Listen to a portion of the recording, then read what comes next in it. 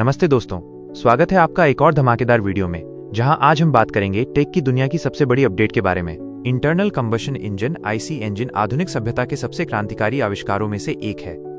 इसने न केवल परिवहन के साधनों को बदला, बल्कि वैश्विक अर्थव्यवस्था और मानव जीवन की गति को भी एक नई दिशा दी। आज हम जिस मोटर वाहन संस्कृति और औद्योगिक युग में जी रहे हैं, उसकी नींव इसी इंजन पर टिकी है। इस लेख में हम आईसी इंजन के खोज की शुरुआत से लेकर इसके आधुनिक स्वरूप तक के सफर को गहराई से समझेंगे। प्रारंभिक प्रयास और वैचारिक नींव। इंजन बनाने की अवधारणा कोई रातों रात हुई घटना नहीं थी। इसकी शुरुआत 17वीं शताब्दी के अंत में हुई थी। 1680 में डच भौतिक विज्ञानी क्रिश्चियन ह्यूजेंस ने बारूद, गन पाउडर का उपयोग करके एक पिस्टन को ऊपर नीचे करने का विचार प्रस्तुत किया था। हालांकि सुरक्षा और निरंतर शक्ति की कमी के कारण यह प्रयोग सफल नहीं हुआ। इसके बाद थॉमस न्यूकोमैन और जेम्स वॉट ने भाप के इंजन स्टीम इंजन का आविष्कार किया, जो एक्सटर्नल कंबशन इंजन थे।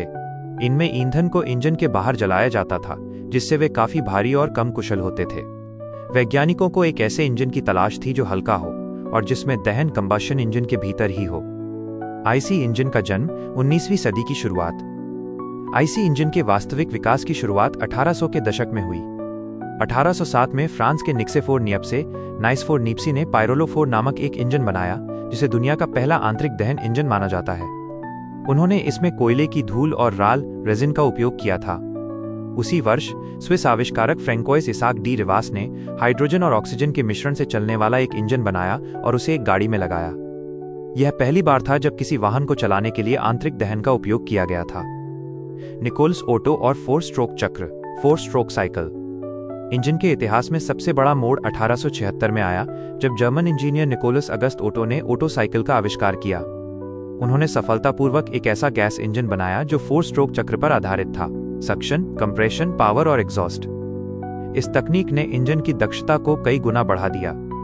आज भी दुनिया की अधिकांश कारें इसी ओटो चक्र के सिद्धांत पर काम करती हैं। ओटो के इस काम ने उन्हें आईसी इंजन का पिता कहलाने का गौरव दिलाया।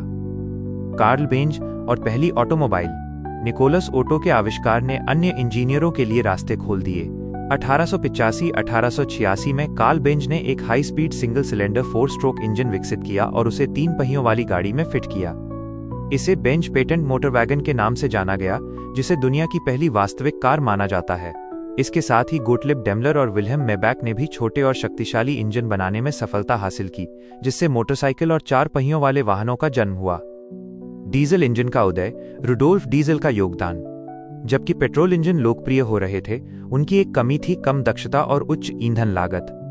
1892 में जर्मन इंजीनियर रुडोल्फ डीजल ने एक नए प्रकार के इंजन का पेटेंट कराया, जिसे आज हम डीजल इंजन कहते हैं। उन्होंने महसूस किया कि यदि हवा को बहुत अधिक संपीड़ित कॉम्प्रेस किया जाए, तो वो इतनी गर्म हो जाएगी कि उसमें ईंधन डालने पर वो अपने आप जल जाएगा। इसमें स्पार्क प्लग की आवश्यकता नहीं थी। डीजल इंजन भारी काम जहाजों और औद्योगिक मशीनों के लिए गेम चेंजर साबित हुआ, क्योंकि इसकी थर्मल दक्षता पेट्रोल इंजन से कहीं अधिक थी। 20वीं सदी, तकनीक का स्वर्ण युग। 20वीं सदी की शुरुआत में हेनरी फोर्ड ने असेंबली लाइन के माध्यम से कारों को आम जनता के लिए सुलभ बना दिया। इसके साथ ही इंजन की तकनीक में कई सुधार हुए। मल्टी सिलेंडर इंजन, शक्ति बढ़ाने के लिए V6, V8 और V12 इंजन विकसित किए गए। कार्बोरेटर से फ्यूल इंजेक्शन, ईंधन की सटीक मात्रा भेजने के लिए कार्बोरेटर की जगह इलेक्ट्रॉनिक फ्यूल इंजेक्शन EFI प्रणालियों ने ले ली। टर्बोचार्जिंग, इंजन की शक्ति बढ़ाने के लिए हवा को दबाव के साथ अंदर भेजने की तकनीक आई। मटेरियल साइंस, इंजनों को हल्का और अधिक तापमान सहने योग्य बनाने के लिए एल्यूमीनियम मिश्र धातुओं का उपयोग शुरू हुआ। आधुनिक दौर और भविष्य की चुनौतियां। आज के समय में आईसी इंजन अपने विकास के चरम पर हैं। वेरिएबल वॉल्व टाइमिंग VVT और हाइब्रिड तकनीक ने इन्हें पहले से कहीं अधिक कुशल बना दिया है। हालांकि बढ़ते प्रदूषण और ग्लोबल वार्मिंग के कारण दुनिया अब इलेक्ट्रिक वाहनों EVs की ओर रुख कर रही है। इसके बावजूद भारी परिवहन, विमानन और समुद्री जहाजों में आईसी इंजन का महत्व कम नहीं हुआ है। वैज्ञानिक अब हाइड्रोजन इंटरनल कंबशन इंजन पर काम कर रहे हैं, जो शून्य उत्सर्जन, जीरो एमिशन के करीब हो सकते हैं।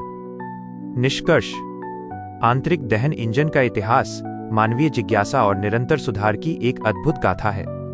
बारूद के असफल प्रयोगों से लेकर आज के सुपर कंप्यूटर द्वारा नियंत्रित इंजनों तक, यह यात्रा तकनीकी श्रेष्ठता की प्रतीक है।